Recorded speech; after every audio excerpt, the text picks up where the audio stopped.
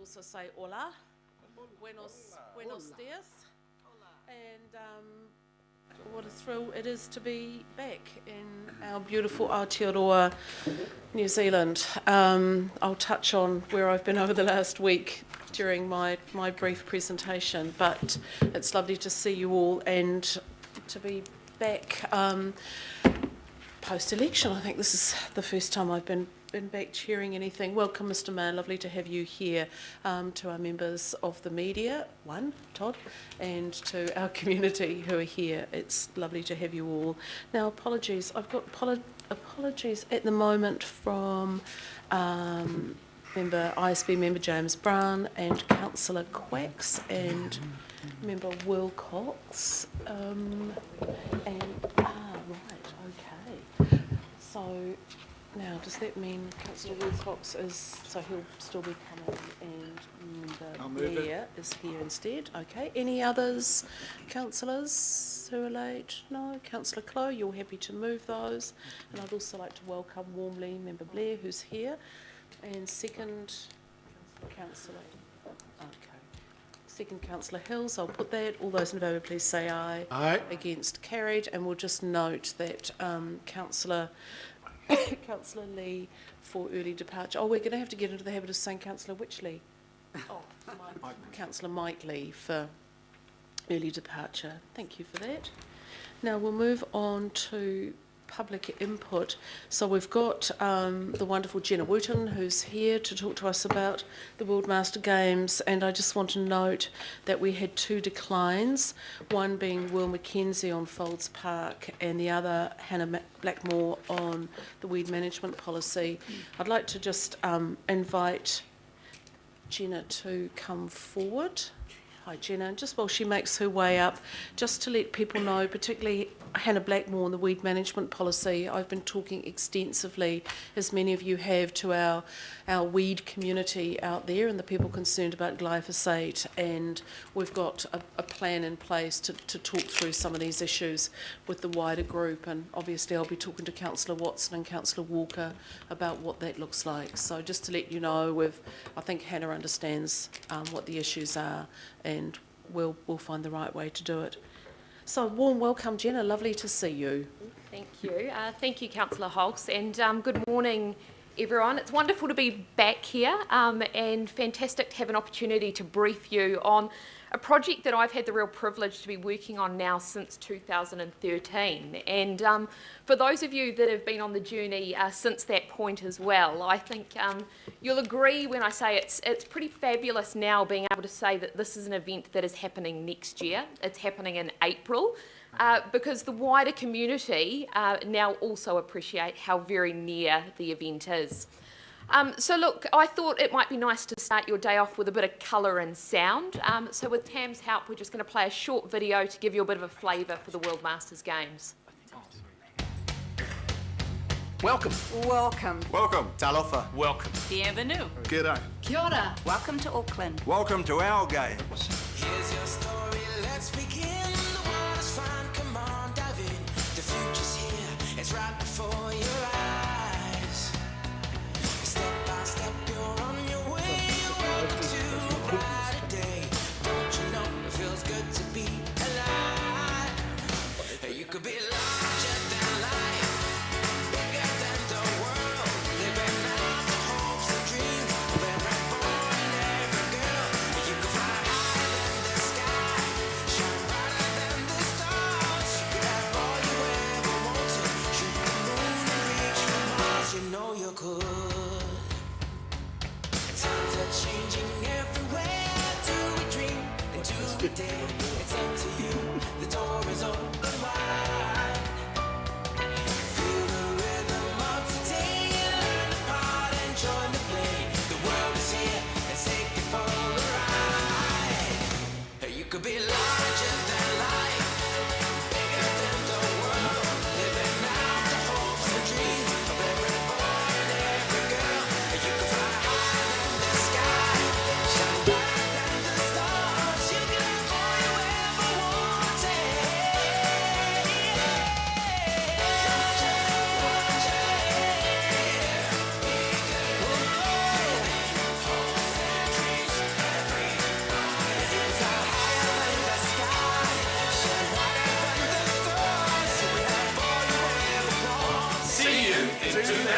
17. You know you could.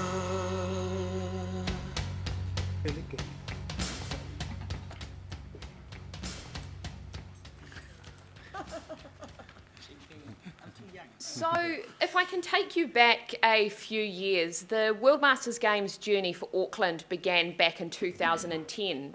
As some of you might recall, ATEED and Auckland Council were pretty busy back in 2010 in the major event space, preparing for a little event called the Rugby World Cup. But in 2010, ATEED, on behalf of Auckland and government, lodged a bid to the International Masters Games Association. As I'm sure you'll all appreciate, Auckland has a world leading reputation in regards to delivering major events, and this particular bid went up against 16 other bids from cities around the world, and it was in March 2012, coinciding with Auckland's hosting of the Volvo Ocean Race stopover, that an announcement was made that this event would be coming to Auckland in 2017. Now, why 17 cities bidding for an event like this? Well, I want to share with you a couple of stats, and for some of you, you will have heard me talk about these figures before. For some of you, it will be fresh. But this event is considered to be the world's largest multi-sport event. It'll be the largest event New Zealand has hosted since Rugby World Cup. It's the largest event we know the country will host in at least the next decade. Now, I've had the privilege of working on major events in New Zealand over the last 15 years, and what excites me about this event so much more than the ones I've previously been involved with is that this is an event that involves real people.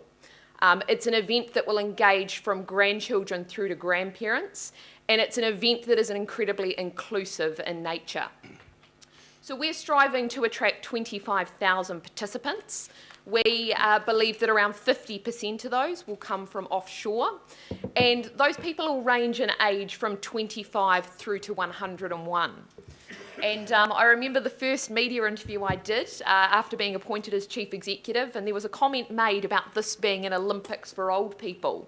And I really struggled with that comment, but I've slowly had to pull back from getting a bit agitated by it, because the reality is, yes, there will be mature people, and so far our eldest registered athlete is 101. But the minimum age in each sport is different, but in swimming it's as low as 25, and currently our youngest registered athlete is 25. So it's an incredibly inclusive event. The average age of the athletes tends to be 42, and there's absolutely no qualifying process that you have to go through in order to get involved. As long as you meet that minimum age in your chosen sport, and as long as you're able to pay the registration fee, you're able to sign up and be one of 25,000 people participating in the world's largest multi-sport event. In terms of the benefits to Auckland, it's significant. These are people that very much use sport as a reason to travel and a reason to holiday. So we're expecting $52 million worth of GDP for the country, 266,000 visitor nights. And what we know about the international visitors is that they tend to holiday an additional 9 days over and above the 10 days of the event to actually get out and experience the destination. So yesterday I got asked to present at a tourism forum that ATEED was hosting, and the message that I was able to deliver quite clearly to those operators was these are people that are going to want to get out and experience your businesses, experience the best of Auckland, and have a fantastic holiday while they're here. We often talk about the World Masters Games having 3 key components, and in order for us to deliver the best World Masters Games to date, we need to deliver across 3 pillars. The first pillar is obviously sport, the second is social, and the third is destination. Now, I'm sure I don't need to convince anyone in this room that the destination pillar is one that we can give a pretty big tick to up front. We know people don't need any excuse to holiday in Auckland and in New Zealand, so we feel very confident with the platform we have there. The trick for us, therefore, is to deliver a world-class sporting program together with a world-class social program, and in doing that, we believe that the International Masters Games Association will be able to declare this the best World Masters Games since its inception in 1985. So in terms of the sport pillar, back in 2013, we started working with national and regional sporting organisations to understand what the best composition of sports would be for our event in 2017. We ended up selecting 28 sports. There were 16 of those sports that were compulsory sports that we had to select.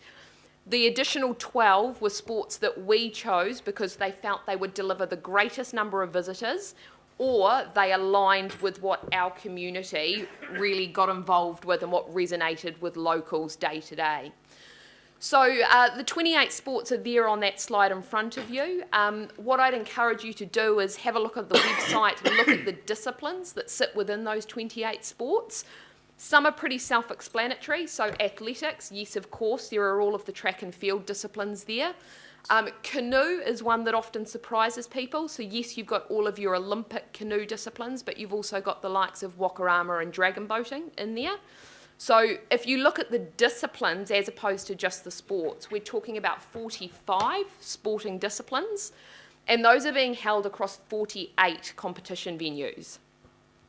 And why I always like to stress that point is because this event is one that is going to touch local communities in Auckland like never before. So members of the public will be able to go to these competition venues, they'll be able to watch sport over 10 days, and that's something pretty special when you consider that the event's taking place over the school holiday period. The numbers on that slide there are the minimum ages you have to be. There's 11 sports that have a P next to them. Now that is the 11 sports where we're offering a parasport discipline. That's something pretty new for the World Masters Games, and in fact it's world leading in terms of the number of parasport disciplines that are offered across multi-sport major events like this. So we've actually got more para disciplines than what the Glasgow Commonwealth Games had, which is pretty special. The message that we're sending out to communities now is don't delay in terms of registering. We've had 5 sports that have already sold out.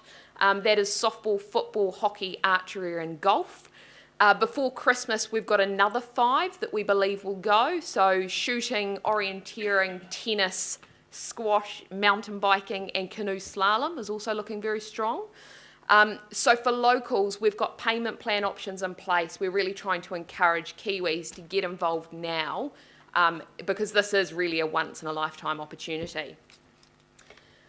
The only other thing just to note on the sport side of things is we do have 2 sports which are hosting their World Championships as part of the World Masters Games, and that's orienteering and weightlifting.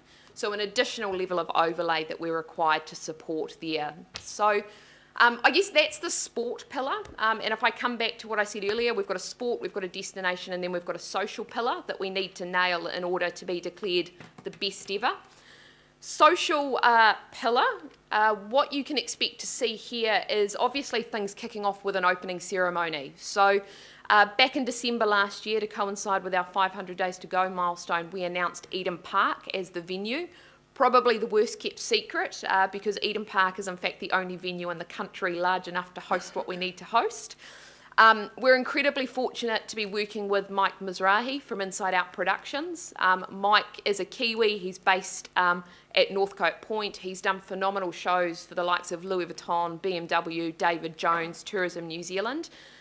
This is the type of show that he is doing for love, not for money, but it is going to be simply spectacular. And the only way that you can get involved with the opening ceremony is if you are an athlete or if you have purchased a supporter accreditation.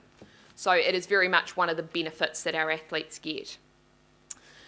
Then we move into 10 days of activity down on the waterfront. And one of the aspirations we've had since the very early days is wanting to make sure that whether people were interested in sport or not, that locals had the opportunity to engage with this event. We've got an unprecedented platform to engage with young people and families and talk to them about the benefits of remaining healthy and active right throughout life. And Queen's Wharf during the day is going to the place where we're going to be able to deliver upon that promise.